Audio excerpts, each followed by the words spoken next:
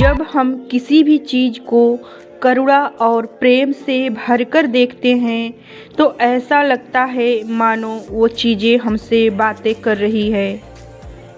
प्रकृति को अगर आप जड़ न मानकर उसे इंसानी रूप में देखते हैं तो ऐसा महसूस होता है जैसे वो हमारी बातें सुन रही है, समझ रही है। प्रेम की जो तरंगे होती हैं वो जड़ चीज़ों में भी मानो चेतना भर देती है। जानवर बातें नहीं करते लेकिन वो हमारी बातों को समझते हैं, हमारे मन के भाव को बखूबी पहचानते हैं। जानवर भले कुछ ना समझे पर प्रेम की भाषा अच्छे से समझते हैं। बातों का जितना असर नहीं पड़ता उतना हमारे मन के भाव का असर पड़ता है, क्योंकि भाव दिल से निकलते हैं और दूसरे के दिल को छू लेते हैं, फिर चाहे वो नफ़रत के भाव हो या प्रेम के भाव। अगर आप अच्छी अच्छी बातें बोल रहे हैं पर आपके मन के भाव गलत हैं, यानी जो बातें बोल रहे हैं उनके विपरीत आपके मन के भाव हैं, तो उन बातों का असर नहीं पड़ता है।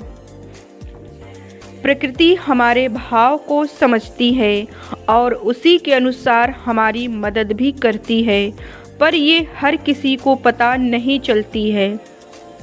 पर जिसका मन शांत और शुद्ध होता है उसको हर एहसास का पता चल जाता है। इसलिए तो पशु पक्षियों को छोटी से छोटी हलचल का भी पता चल जाता है, क्योंकि पशु पक्षियों का मन विकारों से रहित तथा शांत होता है।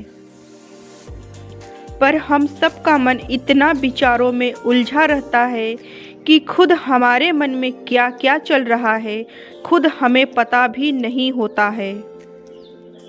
इसलिए तो पशु पक्षी इतने कोमल, इतने मासूम और इतने प्यारे दिखते हैं, बिना किसी सजावट के भी कितने खूबसूरत लगते हैं, क्योंकि वो सब अपने नेचर में रहते हैं और प्रकृति के करीब रहते हैं तथा वो विकारों से दूर होते हैं। पशु पक्षी तथा ये प्रकृति सब आज और इसी पल में जीते हैं, इसलिए हर पल खुश रहते हैं। मगर हम सब सदा कल या आने वाले कल में जीते हैं, इसलिए तो चिंतित और परेशान रहते हैं।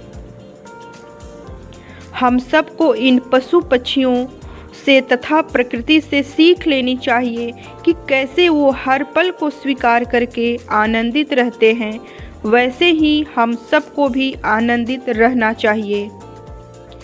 खुदा ने हम सबको बुद्धि दी है, शक्ति दी है, पर गलत उपयोग के लिए नहीं, बल्कि एक दूसरे के साथ मिलकर खुशी से रहने के लिए दी है। हमारी बुद्धि विकसित तो हुई है, पर इस बुद्धि का उपयोग हम अधिकतर गलत कामों को करने के लिए ही लगाते हैं, जिसके परिणाम स्वरूप आज पशु पक्षियों के साथ साथ इंसानों पर भी खतरा मंडरा रहा है। ये ठीक वैसे ही है जैसे मूर्ख को मिली शक्तियाँ। मूर्ख को नहीं पता कि इन शक्तियों का कहाँ और कैसे सही उपयोग करना चाहिए, इसलिए वो शक्तियों का दुरुपयोग करके नई नई समस्याओं को पैदा कर रहा है।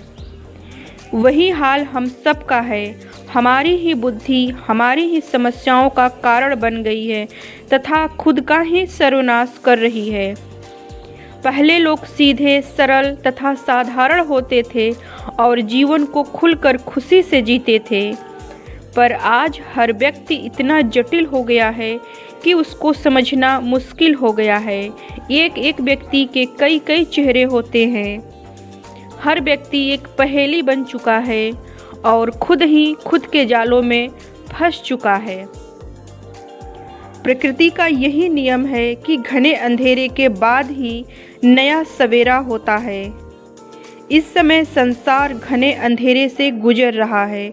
हर जगह विकारों ने अपना बसेरा बना लिया है। ऐसे में हमें घबराने के बजाय हिम्मत से काम लेना है। जो कुछ हो रहा है उसे स्वीकार करके सुख के सुबह का इंतजार करना है। जैसे प्रकृति में आने वाले तूफान से प्रकृति घबराती नहीं, बल्कि उन तूफानों का मजबूती से सामना करती है, क्योंकि उसे पता है कि ये तूफान कुछ समय के लिए है, फिर सब कुछ ठीक हो जाएगा। वैसे ही हम सबको हिम्मत और साहस के साथ हर समस्याओं का सामना करना है, क्योंकि समस्याएं हमेशा के लिए नहीं होती है।